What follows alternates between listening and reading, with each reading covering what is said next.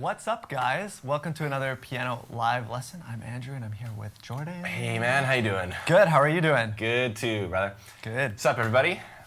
We are talking about writing songs today. Yes. Yeah, so writing songs is one of the coolest things any musician can do, and well, you're a guitar player. Totally. But you're an experienced and passionate songwriter yourself. Absolutely. Yeah, so we're just going to kind of talk a little bit about the craft of songwriting for just taken from a beginner's perspective. Obviously, we're going to be relaying this information to the piano because the piano has sort of a unique voice in terms of songwriting, and there's a lot of kind of cool tricks that you can do even with just simple music theory and practice ideas to write music. Right. So we're going to kind of chat a little bit back and forth on what makes a song a good song and how to work with melodies and how to contrast verses and choruses and all that sort of stuff. Yeah.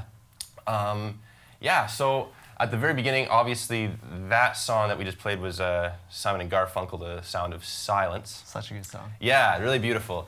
And the reason why I picked that one to start off with is because it uses, like, its melody is basically just basic broken triads. Yeah.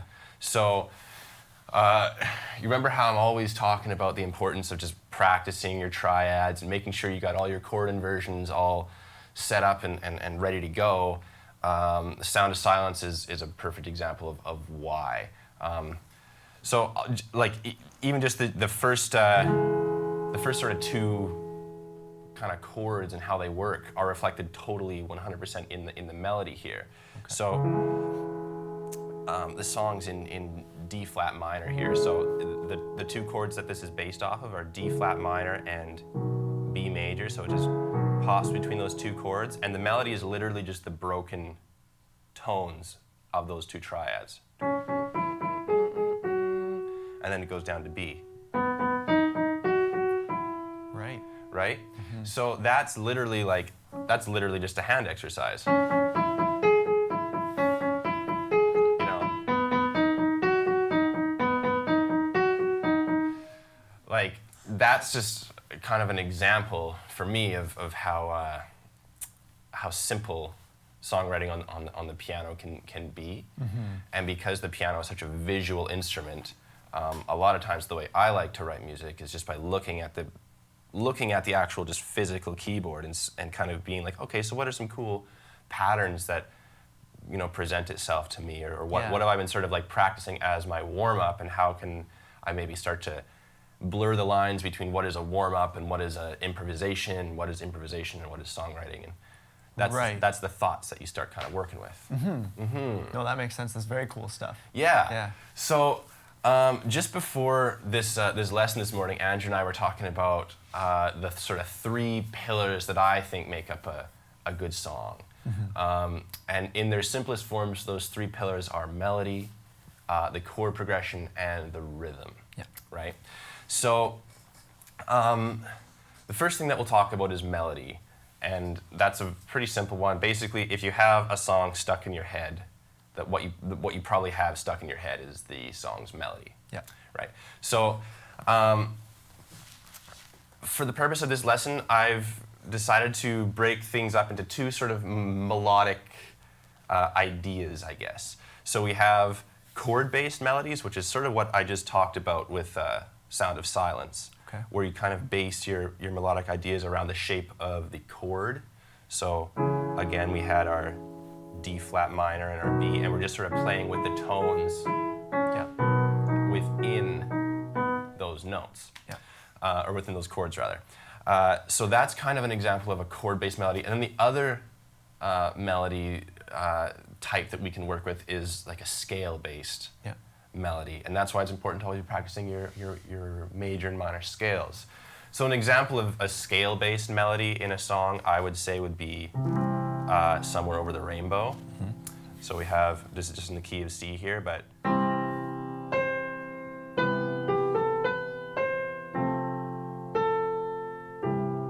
so there's a lot more kind of subtler movement, I guess, in a melody like that. It's kind of based on that motion.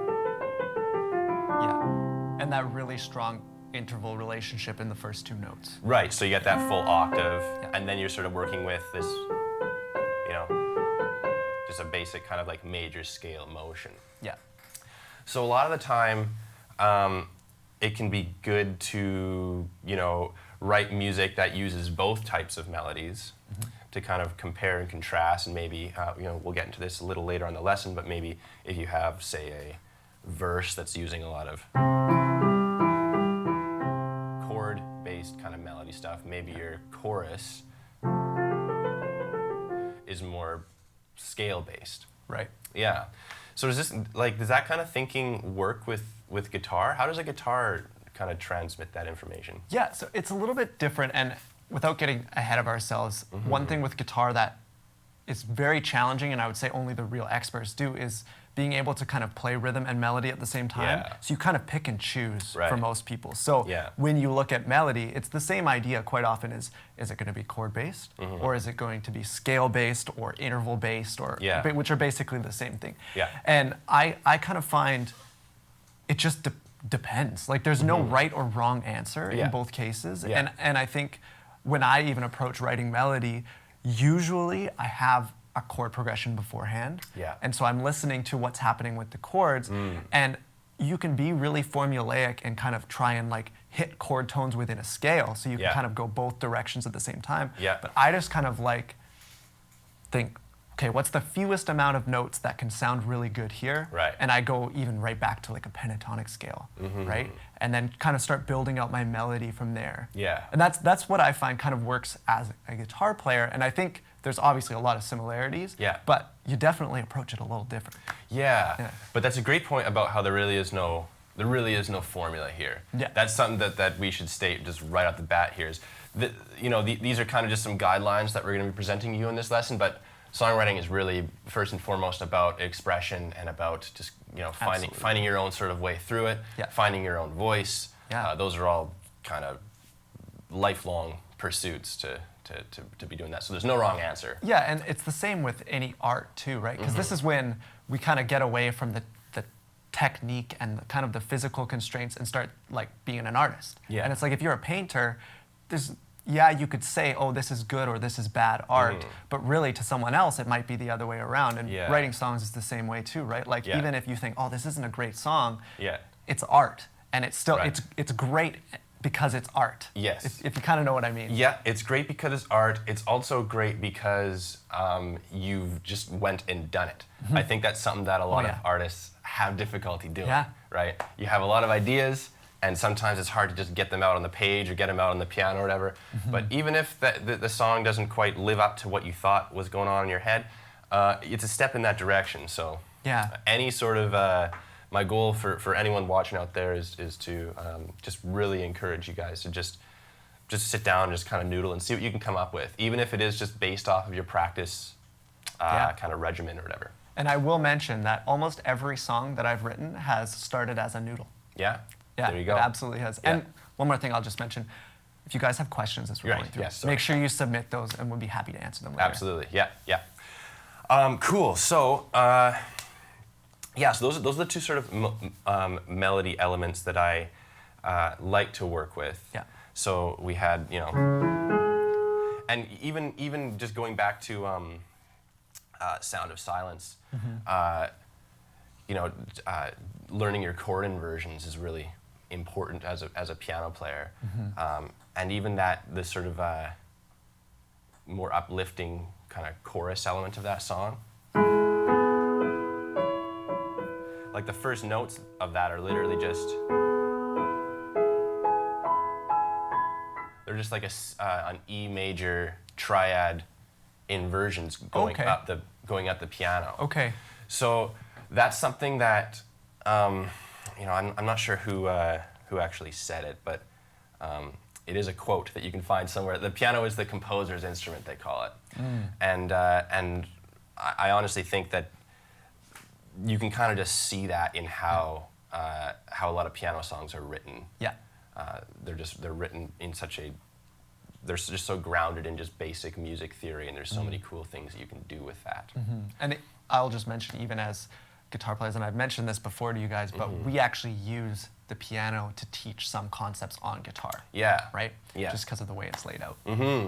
So you might as well start writing songs on this thing. It's just begging for it, basically. Okay, so let's move on. Let's talk a little bit about chords and chord progressions. You sort of brought up just a minute ago here that you a lot of times start songs with the chord progression first. And I actually do myself. I don't really have a specific order in which I address these elements here. So I'm not meaning to imply that you guys should be figuring out your melodies before you get your chords or get your rhythms before you get your this or that. Just do it in whatever way kind of naturally comes to you. But some good chords to work with that I like to work with are the 1 chord, the 4 chord, the 5 chord, and the minor 6 chord. Those 4 chords, there's so many songs that have been written. You could even just kind of mess around with the chord tones.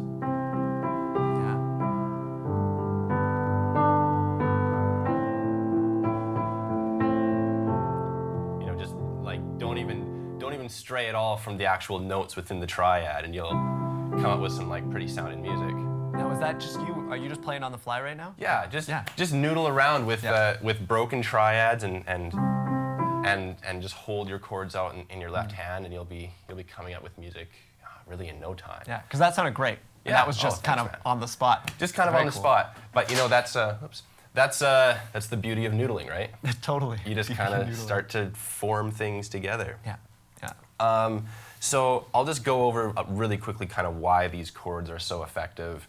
This might be review for a lot of people. We do have a lot of lessons on YouTube on these chords and this progression, so check those out if you want more. But the reason why these are so effective is kind of going back to that interval talk that you were mentioning just earlier.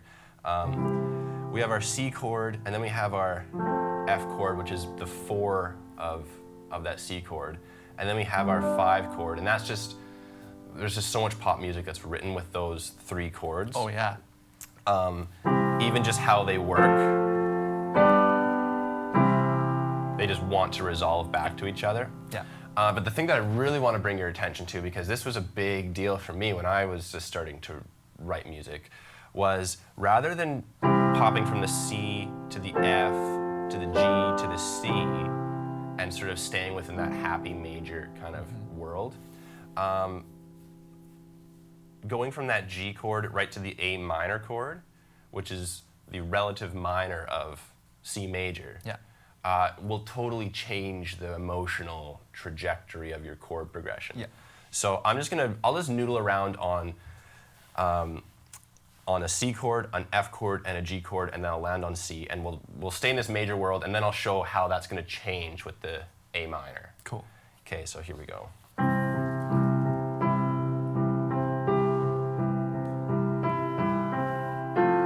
So now we're in F, G,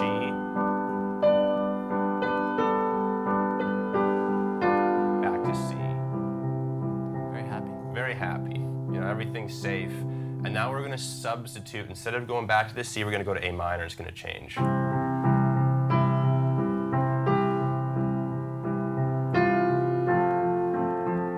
So here's F.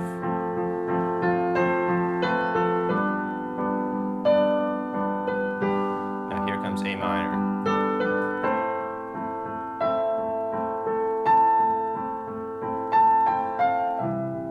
So even that change alone adds a lot more emotional complexity, right? It does. Yeah, that's a good way of putting it. Yeah, and I think that's kind of, if there was one rule to writing a good song that I were to like lay my money down right now, it would be developing some contrast between your parts or between your melodies or between your chords. It's always this kind of push and pull. To me, the easiest way to make that push and pull happen at an early stage is with choosing your chords. Right. So that's not to say choosing a totally wild, you know, it's gonna sound weird to just be in like C major, then all of a sudden just pop down to, you know, F sharp minor or Yeah. F sharp major or whatever. So there's a rhyme or reason to choosing your chords. Yeah. But choosing your chords intelligently and choosing your chords in a way that sort of reflects, like it sort of expands upon your original idea. Yeah, Yeah. and one thing I will mention with chords is it's so helpful to, at the beginning, just stick with diatonic chords Yeah. when you're really working on it. And then slowly, as you kind of understand how those chord progressions are structured, you can look into doing something like a flat 7 chord or something like that, where it'll fit a little bit better. But for now, just stick with diatonic chords. Yeah, Right? and so like, and when you're saying diatonic chords, you're just to clarify, you're basically just meaning the chords within the scale. Within the key, yeah, within the scale, yeah. Right. So there's a few lessons at the beginning of, I believe it's the first level of the foundations videos that you might want to check out on those chords within the key. So again, when I was just talking about this 1, 4, 5, minor 6 progression, that's all within the same key. All those chords just naturally fall within, like I'm playing in C major, and they're all just white keys. Yeah. But you could absolutely, you know, here's your 2 chord, here's your 3 chord, you know, there's your sort of 7 chord, which is always an interesting sounding one to work with. Yeah. So yeah, at the beginning, it's always good to just sort of work with your sort of basic rule book. Yeah. Now, the next thing that I want to talk about is rhythm, and we're not going to spend a ton of time on rhythm because honestly, for me, when I'm writing songs, rhythm is just something that it's sort of the final element that I use to just kind of give the song some motion. Okay. But maybe even just going back to that 1, 4, 5, 6 example, you know, like just starting off playing it whole notes.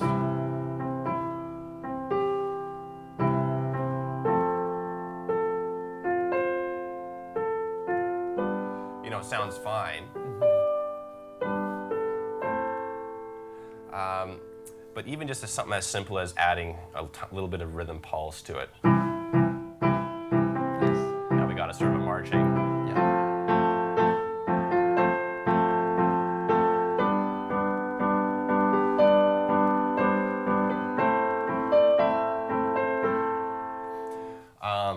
That's something that's even just fun to do as a hand independence exercise as well. Just giving yourself, you know, put your rhythm section in your left hand is a really important instinct as a piano player anyways. Right.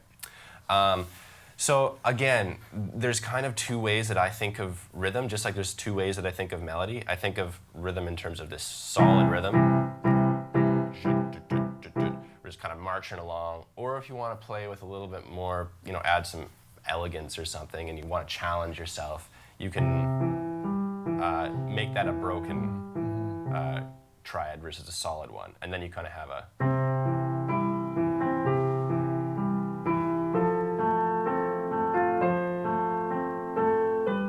You know, there's a bit more to listen to. Yeah.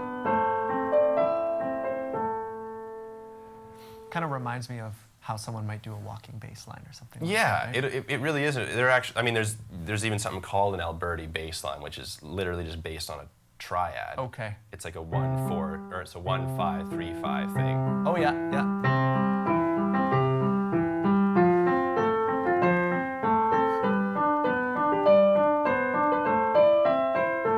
You know? Cool. Yeah. So, like little patterns like that, for me, they do add a lot more sort of interest to the entire composition.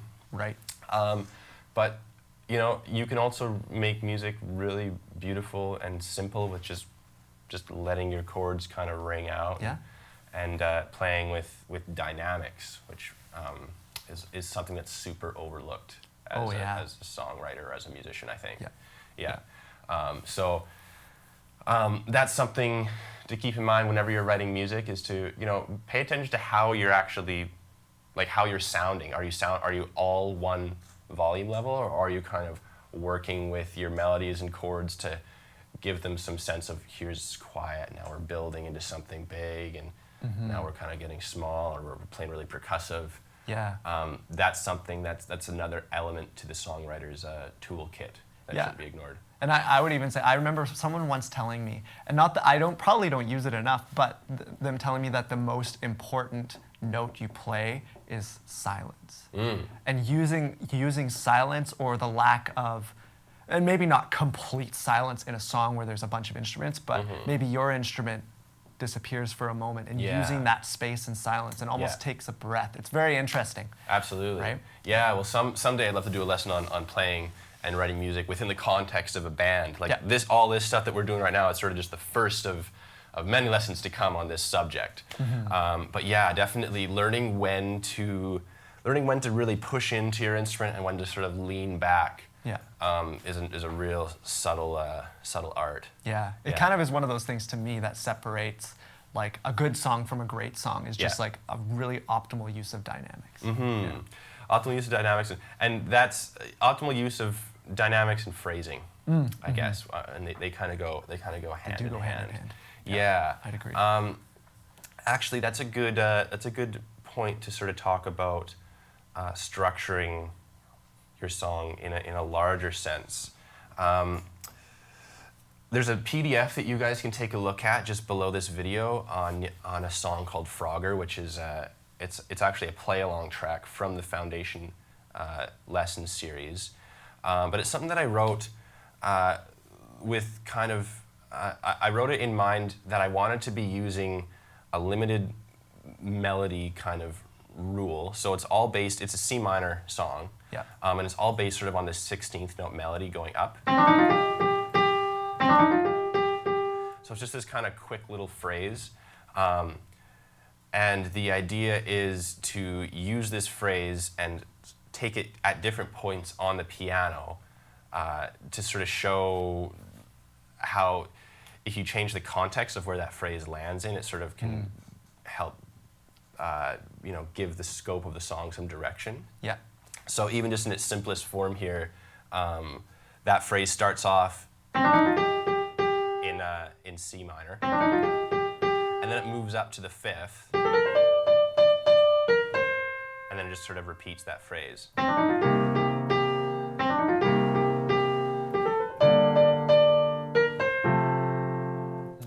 So it's sort of about, like, I'm not just playing all sorts of crazy notes there. I'm limiting myself to that little phrase and that little idea and seeing how I can sort of twist and bend and work it within the chords that I'm using, which is just, again, this is just a one, well, in this case, it's a minor 1, a minor 5, and a major 4 progression.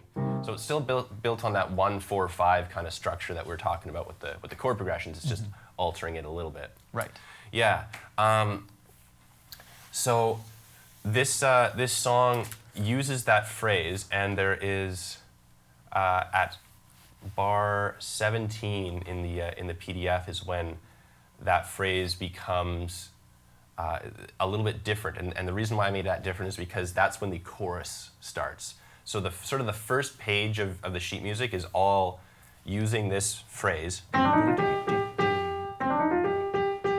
as the kind of fuel to push the chorus forward.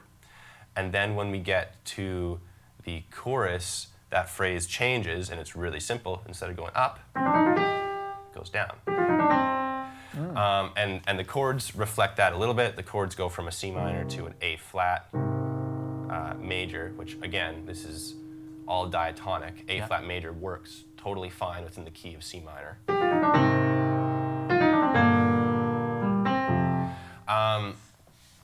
So sometimes, I don't know about you, but when I first started writing music, I felt this. My instinct was always to make my choruses really different from the verses. Okay. It was like, okay, I have this verse, and the chorus has to be like just this wildly different change. Yeah. And as I, got more experience and started listening to more and more types of music, I realized that's totally not the case. No. In fact, you can have verses out there that flow right into the chorus, and the chorus is just it doesn't even change the chord progression. It just adds another element, or the melody is a little more emphasized or something. I would say probably 50% of what you hear in top 40 music, probably that much, is the same chord progression the whole time. Yeah. If you listen to like Justin Bieber, Yeah. on that last album that he put out, Yeah. it's the same chord progression through almost the whole song. Yeah. Yeah, it's interesting how that works. Yeah. And then the melody does change. The melody changes. The melody might grow a little bit. Sometimes I really love songs where the chorus comes and the melody actually gets simpler. Yeah. Like it kind of pairs things back. I think that's always a really clever way to sort of subvert your expectations of where the song should be going. Right. So yeah, that's just something to keep in mind, because again, a good song is all about that contrast, but you don't necessarily need to overdo that contrast and all of a sudden go way off into left field. Yeah, but you can. You totally can.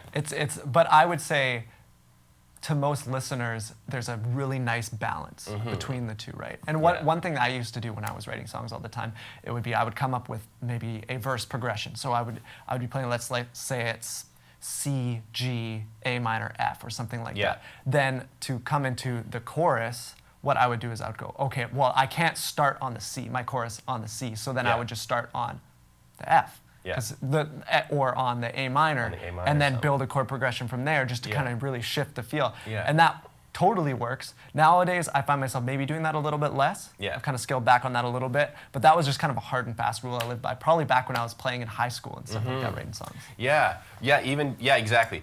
Like, even just using, going back to that 1-4-5 minor 6 thing, like you're just talking about there, you don't need to necessarily like continue the chord progression in that order.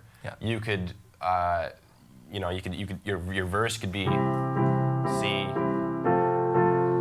to A minor to G, and that's your verse progression.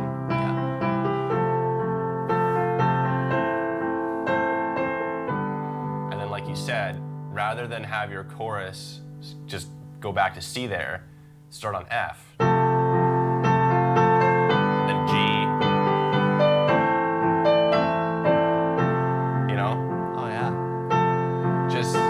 And all I'm doing is playing just the broken, basically. I'm adding a couple other tones in there, but I'm framing that all just around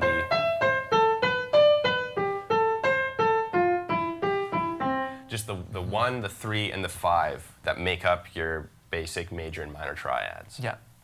And all I'm doing to add that contrast is, like what Andrew just said, changing. My verse will start on the C note or C chord, and my chorus is going to start on F. Right. And that's really all you need to add that, to add that contrast. So, this is something that you can all absolutely, just kind of mess around with at home and kind of experiment with. Maybe we should check if there's any questions, because I do want to demo this Frogger song to close the lesson out, but I want to make sure that we don't miss anybody's questions here. It looks like we do not right now. Not at the moment? Okay. I actually had a question. And this is just even a little bit selfish, but do you use any other tools when you're songwriting? Now, that may be being a metronome or another maybe computer program or anything like that? Oh, yeah, for sure. One thing that as a keyboard player I use a lot is just MIDI sequencing and software instruments and synthesizers and arpeggiators and all that stuff. There's actually been some really great electronic compositions written and posted in the forums, which is sort of what gave me which is what sort of made me want to start doing some lessons like this, because we've got some great songwriters out there already. Very cool. So yeah, absolutely. If you guys have recording software at home, I highly encourage you to use it. I highly encourage you to see that as an extension of your musical voice and an extension of your instrument. As a keyboard player, or piano player, but especially if you guys got a keyboard at home, then in all likelihood you've got a couple MIDI outs underneath your keyboard or behind it, or even the USB out. So like take advantage of that, because if you have a laptop, like you're well on your way to creating some really beautiful like cinematic Absolutely. stuff. And if you don't have something like that, I mean, even a voice recorder on your phone, I find it very helpful to just, because quite often I'll play something, and be, that was so cool. Yeah. What the heck did I just play? Sure. I totally forget. Yeah. And so just recording some of those ideas when they're fresh in your mind, and then you Yes. can kind of reapproach them later too. Absolutely. That's hugely important, especially for myself, and I get the impression that you're sort of a similar way, Andrew, where I write a lot of music just through improvisation. Yeah.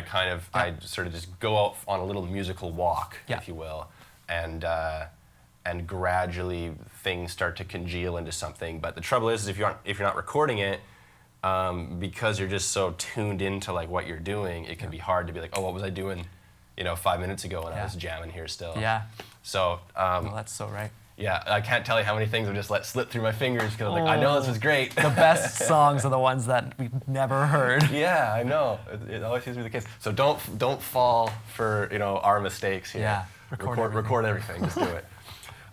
Yeah, man. There's so many tools that songwriters can use. Like right now, this lesson was sort of the scope of this lesson doesn't go beyond just the basics of what the chords you can use and the kind of philosophies that I use to write music. This is all obviously just like instrumental kind of stuff that I'm talking about here. But if you're a singer or a vocalist, or you like writing lyrics, writing from your own life experience is a hugely important tool to have in your bag as well, I think. But yeah, I agree. yeah, we could do like, we could talk for hours on this sort of stuff. I'm sure we could. Yeah. What about you? Do you have any like specific tools that you use that you think would? Yeah, I mean, I think my biggest one is probably just recording myself. Yeah. I've found as a guitar player, this is very specific, but having a piece of gear, like maybe a pedal that changes the way my instrument sounds. Yeah. And that would maybe be similar to some pianos where you can change like the tone. So you go from a grand piano to an electric sounding piano. I find that to be maybe a good inspiration to kind of come up with something new because it changes the way you think. Totally. I would say, and you'd mentioned this before, but listening to music where it's not guitar that's the focus, where maybe I like to sometimes listen to saxophone or piano or even pop music where there's no guitar at all, where you're listening to the vocalist. Yeah. I find that to be really helpful. Yes. And then drum machines. Yeah. And I use just like a plugin inside of like a DAW, so in recording software, but there's great just like drum tracks out there. Yeah. And ones that maybe I haven't planned, so all of a sudden there's like, oh, I haven't heard this beat before, and then I start noodling, and then maybe it evolves into something. Absolutely. Yeah, that's a great call. Drum machines and using a new piece of gear is essential. Even this just came to my mind now. Sometimes if I'm looking to get inspired and I'm using a keyboard, this is a little tough to do with an actual piano. I'm certainly not going to move this around, but changing your jam space a little bit. Like if you're, move your keyboard to the kitchen. Why not? Your family wouldn't mind for a second. It's for art, right? Yeah. Exactly. So like doing stuff like that, just to sort of change the environment that you're creative in, or even if you typically play music, say you typically practice in the evenings or something. Yeah. Get up early one day and see what it's like, improvising or creating music in the morning. You might have a whole different set of ideas that come to you. Yeah, there's different things going on in your heads at different times. At different times, yeah. And it always kind of can surprise you what you end up, coming up with. So, yeah. One more question. It looks like this is from Antal. Hey, Do you Antal. also write lyrics and then the music, or just the music? Oh, that's a really good question. I don't have a set answer for that, honestly, Antal. I think the lyrics, a lot of the time, for me personally, they work. I guess I come up. It works best for me when I have a vocal melody in mind that slowly you just like chuck words at it until you see kind of what sticks. Yeah, I like that analogy. Yeah, like you kind of just and so it starts off. It's a bit.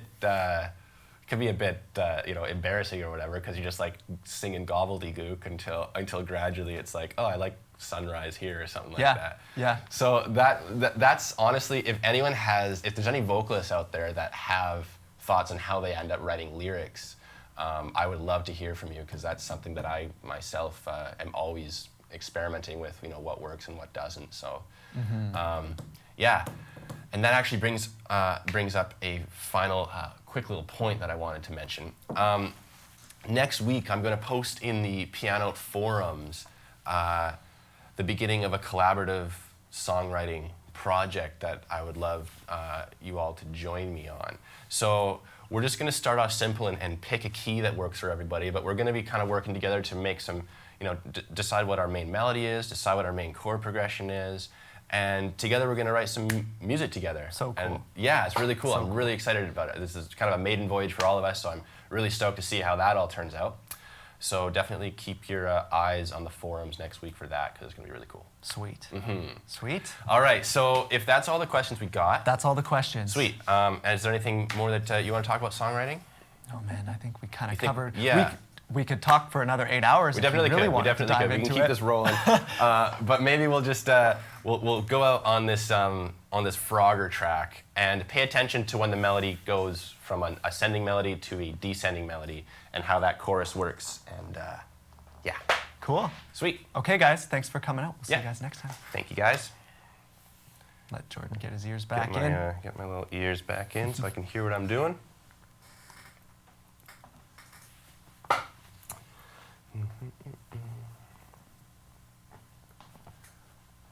Okay.